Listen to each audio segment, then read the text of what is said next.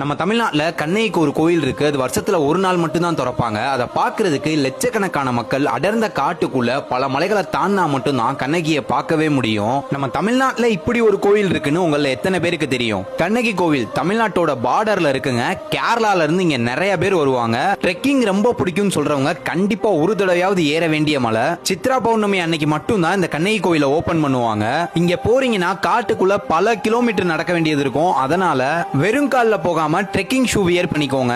உங்களுக்கு தேவையான தண்ணியை மலையோட அடிவாரத்திலே உங்களுக்கு கொடுத்துருவாங்க. சாப்பாடு, மெடிக்கல் கேம்ப்னு எல்லா ஃபெசிலிட்டிஸும் இருக்கும். மலை ஏறிட்டீங்கன்னா கண்ணகியை பார்த்து கும்பிட்டுட்டு திரும்ப நீங்க நடந்து வரணும்னு அவசியமே இல்ல.